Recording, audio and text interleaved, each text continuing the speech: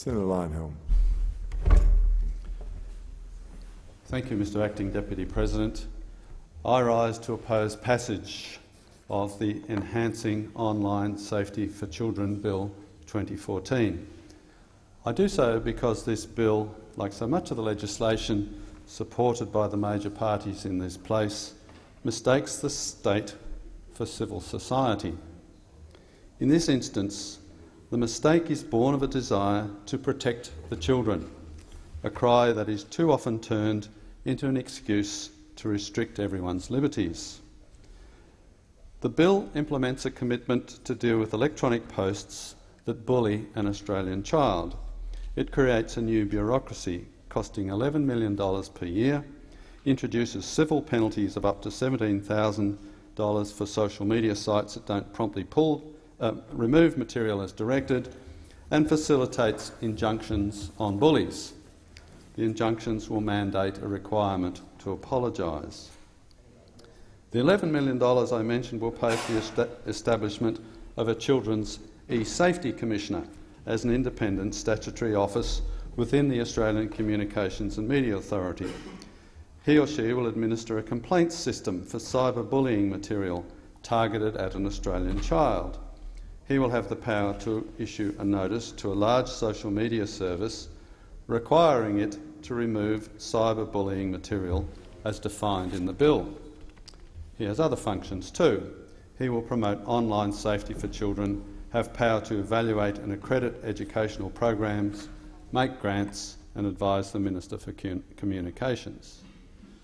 Very simply, the bill is unnecessary.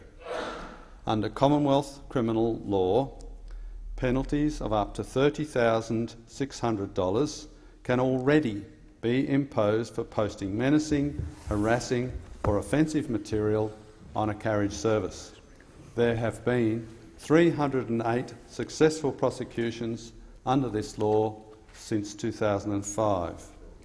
Existing laws need to be enforced more expeditiously. The proposed anti-bullying law could prompt the likes of Facebook and Twitter to remove posts indiscriminately as soon as there is a complaint, to ensure that they avoid the new penalties. That may have a serious impact on legitimate social media commentary. The alternative involves waiting to see if the regulator gives a direction to remove the post and then removing it within 48 hours of the direction. It's worth mentioning that if a direction comes at 4 p.m. on a Friday, the post must be removed by 4 p.m. on a Sunday. How smart is that? The bill defines bullying material as material sent via email, messaging, chat functions or social media that is intended to have an effect on an Australian child and that would be likely to seriously threaten, intimidate, harass or humiliate the child.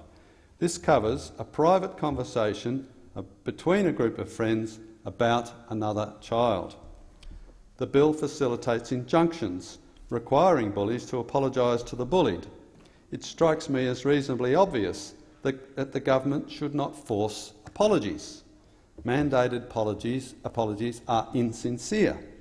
Moreover, one has only to watch the parade of public figures who, forced by a variety of organisations, both public and private, to apologise, engage in backside covering, not apologies, that do nothing to assuage the victims' hurt feelings and serve only to make everyone look like complete twits.